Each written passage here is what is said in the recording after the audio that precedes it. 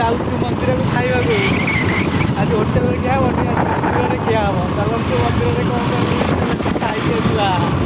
କୋଉଠିକି ଯାଉଛୁ ନା ଆଳିଆ ମହାଦେବ। ପୁରା ଆକାଶଠୁ ପାତାଳ ଲାଗିବ, ପୁରା ମାନେ ପୁରା ଆକାଶ ଖୋଲା ଆକାଶ ଅଛି ଆଜି।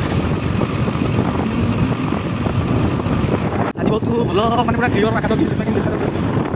କ'ଣ ପାଇଁ ଏବେ ଆଳିଆ ମହାଦେବ ପାଖରେ ପହଞ୍ଚି ଯାଇଛୁ।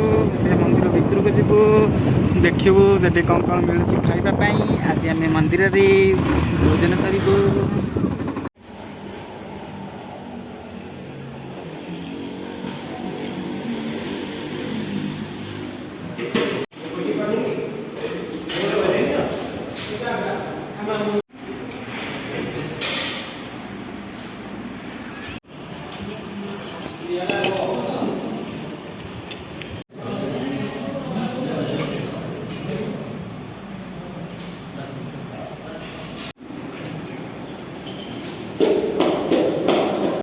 ଆମେ ଏବେ ଖାଇସାରି ଆସି ଠିଆ ହେଇଛୁ ହାତ ଧୋଇକି।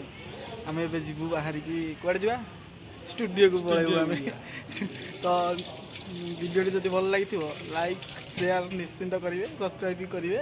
ଆଉ ନେକ୍ସଟ ଭିଡ଼ିଓରେ ଦେଖା ହେବା।